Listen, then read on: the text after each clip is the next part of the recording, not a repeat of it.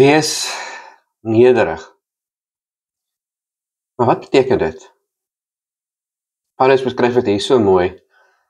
C.S. Lewis het dit saamgevat deur te sê, nederigheid is nie om minder van jouself te dink nie, maar minder aan jouself te dink. Nederig te lewe beteken dat ek doen nie dinge vir wat vir my die beste is nie. Hoe ek kan eer kry, wat ek graag wil hê nie. Nederig te wees is om te sê, maar kom ek dink aan jou.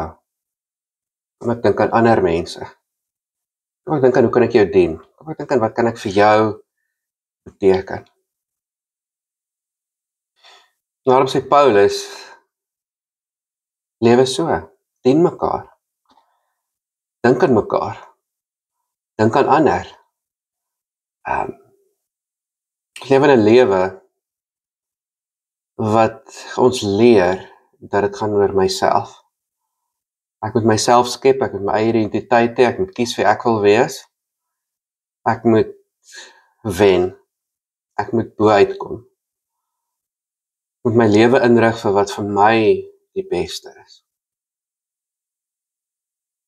En daarom is dit so moeilik om nederig te lewe. Galasiërs sê Paulus dat nederigheid is een van die elemente van die vrug van die Gees. Dit is nie die Heilige Gees wat ek kan nederig wees. Dit is net terwyl die Gees in my werk wat ek al hoe minder aan myself dink. Nie minder van myself dink nie, ek is God se kind. Ek kan nooit min van myself dink nie. Ek is vir God spesiaal. Hoe durf ek myself nie as spesiaal sien nie?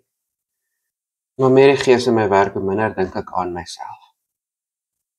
Minder dink ek in elke situasie wat vir my die beste. Gaan ek en jy vandag uit die Gees uitlewe, nederig. Gaan ons uit die sonde uitlewe.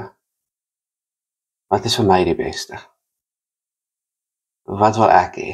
Wat kan jy vir my beteken? Hoe wen ek? Hoe gaan ek en jy vandag lewe?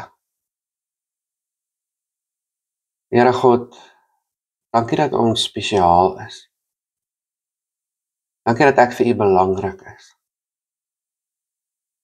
Dankie dat U U eie seun gestuur het ter wille van my. Vergewe my waar ek te min van myself dink. Waar ek hard is op myself. Waar ek dink ek beteken niks nie. Waar ek dink ek is nie spesiaal nie. Leer my om na myself te kyk soos U na my kyk. Myself te aanvaar en myself lief te hê. En leer my om dan om meer aan ander te dink. Om nederig te lewe, vir ander iets te beteken. Amen.